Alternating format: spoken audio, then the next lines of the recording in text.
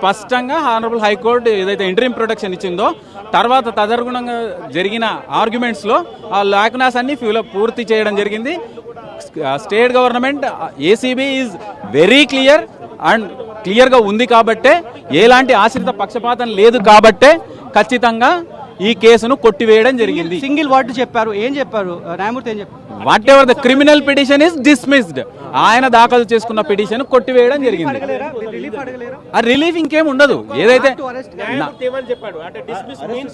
ఆయన దాఖలు ACB case దాఖలైన తర్వాత ఆయన దాఖలు చేసుకున్న క్రిమినల్ పిటిషన్, హైకోర్టు ముందు దాఖలు చేసుకున్న క్రిమినల్ పిటిషన్ అనేది కాంప్రిహెన్సివ్ గా డిస్మిస్ చేయబడ్డది.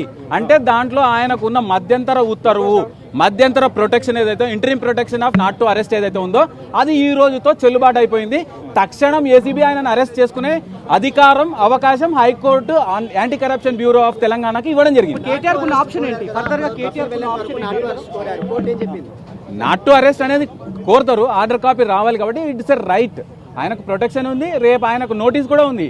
ఇన్వెస్టిగేషన్ లో భాగంగా 9వ తారీఖు తారక రామారావు అనే వ్యక్తి, మాజీ cabinet minister, president of so called BRS and TRS party is to attend before the ACB ఫోర్త్విత్.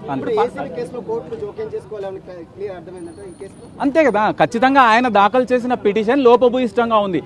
Quash petition అంటే ఏదో చిన్నపాటి లోపం ఏదైనా దొరికితే కనీసం దాన్ని అనవసరంగా తన మీద రుద్దినప్పుడు అయితే మాత్రమే క్వాష్ పిటిషన్లు హైకోర్టుకు వస్తాయి. ఒక్కొక్క పోలీస్ స్టేషన్లోనే ఒక సంవత్సరానికి 200 నుంచి 300 ఎఫ్ఐఆర్లు అవుతాయి. అంటే అన్ని పోలీస్ స్టేషన్లు అన్ని కేసులు రావు కదా. ఇక్కడ దాఖలయ్యేది ఒక 1000-2000 క్రిమినల్ పిటిషన్ల కంటే కూడా ఎక్కువ ఉండవు. పూర్తి స్థాయిలో ఒక కేబినెట్ మినిస్టర్గా, ఒక పార్టీ ప్రెసిడెంట్గా, after accepting 47 crores as electoral bonds, అవి election commission of India disclosed the same news in the form of affidavit before the honourable Supreme Court. అందులో స్పష్టంగా చెప్పింది బీఆర్ఎస్ పార్టీకి 47 కోట్లు గ్రీన్ కో కంపెనీ చెల్లించింది ఎలక్ట్రల్ బాండ్స్ రూపంలో. ఆ ఎలక్ట్రల్ బాండ్స్ మరి ఎఫ్ఈఓకి గ్రీన్ కోకి ఏం సంబంధం అంటే, ఎఫ్ఈఓ ఫార్ములా ఈ కార్ ఆపరేషన్స్ కంపెనీ ఏదైతే ఉందో అది 3 రోజుల ముందు రిజిస్టర్ కాబట్ట ఒక బుడ్డ కంపెనీ.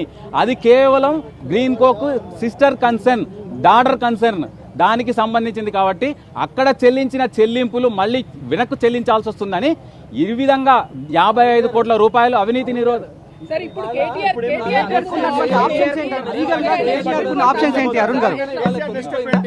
ఖచ్చితంగా అరెస్ట్ చేయకూడదన్న మధ్యంతర ఉత్తర్వులు, మధ్యంతర రక్షణ అనేది కొట్టివేయబడ్డది. పూర్తిగా ఆయన పిటిషనే కొట్టివేయబడ్డది. కాబట్టి what ever the interim orders gets KTR next సుప్రీంకోర్టుకు వెళ్ళొచ్చు. సుప్రీంకోర్టులో ఆయన వాదనలు వినిపించుకునే ప్రయత్నం ఖచ్చితంగా చేయొచ్చు. కాకపోతే ఇంటరిమ్ ప్రొటెక్షన్ కూడా మళ్ళీ ఈ విధంగా క్రిమినల్ పిటిషన్ లో అడిగినట్టే స్పెషల్ లీవ్ పిటిషన్ లో కూడా అడగాల్సి ఉంటుంది. పర్మిషన్ ఇస్తే తప్ప అది నెమ్మరయ్యే అవకాశాలు లేవు.